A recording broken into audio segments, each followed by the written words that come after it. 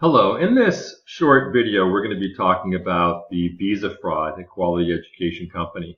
So as a regional manager, the quickest way to get fired there is to attempt to assist your employees, whether it's assisting with the visa, with getting their medical card, with being able to cash out their housing allowance, whatever.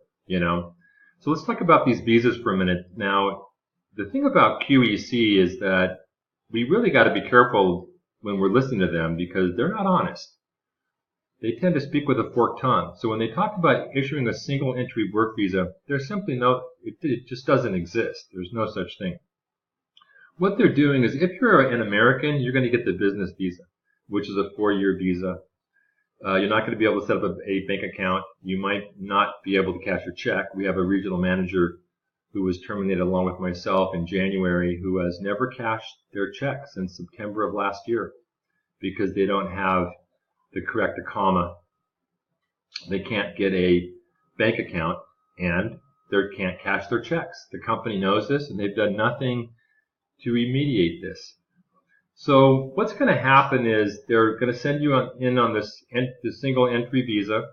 And the reason they're doing that is they're saving a lot of money. This is really a money game with them because of their underbidding fraud. So once you're in the country with a single entry visa, if you want to go to Bahrain for the weekend, for example, in Dammam, Bahrain is very close, 45 minutes. Kuwait's about 3.5 hours. So let's say there's a week break coming up or a holiday. You're not going to be able to leave the country without a huge hassle. You have to, they're going to charge you. QEC is going to charge you to leave the country because they're going to charge you to pay for the visa that they didn't get for you originally. All right? And it's a big hassle. You've got to go through Bahrain to get another visa. So this affects the kind of ticket you're going to buy. You've got more out-of-pocket expenses. It's just part of the whole fraud. So the thing is that, regardless of what they promise you, and we'll talk about that with this recruitment fair coming up in New Zealand and London, they're very deceptive.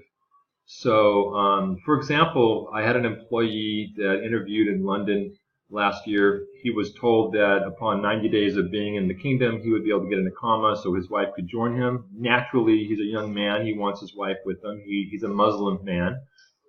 Didn't happen. He never got the Iqama. He got stuck in the country on those stupid single entry visas for the entire contract. And so this is really a problem because if you're working hard, you're fulfilling your end of the contract, you're doing what you're supposed to do, but the company's essentially fornicating you financially. It's all these scams that we're going to be talking about are all financial scams to really for the owners and for Obai Hamdan, the recruitment head. It's all just a fraud. So be careful. Whatever they tell you, if you don't have it in writing, it doesn't exist. It doesn't matter who said what. Good luck out there.